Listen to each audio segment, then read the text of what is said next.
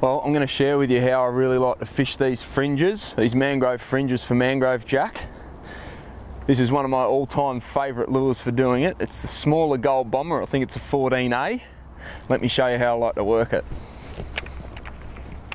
So I'll cast in, and remember it's critical to get as close as you can into those mangrove roots.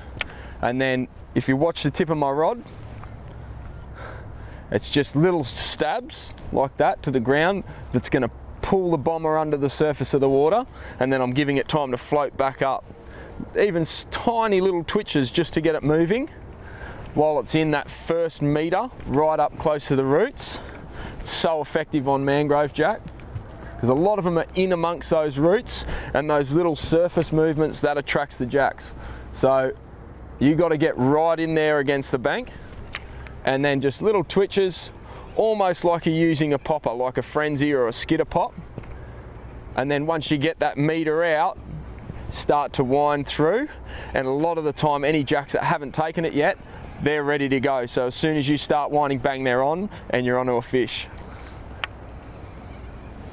This is one of my other favourites. It's the Smith's Cherry Blood, and the reason for it, if you've seen my DVD you'll know all about this, but it's that design with the casting weight transfer system and the back of the lure that helps to just back itself in under the surface into the roots. So you fire it in real hard like that and low, and it'll go an extra half metre under the surface, get right in amongst the roots, and then you can just twitch it out and hang on tight. The closer you get, it's critical that you're right in there. If you're a metre out, you're wasting your time. So you are going to lose some lures to fish that just wrap you straight up in around the roots, and the barnacles will snap your line, whatever, but it's so worth it and you've got to try it. The other one that I really like, and it's on my DVD, you'll know all about this, is the Xeric prawn or the Akuta prawn or the live shrimp.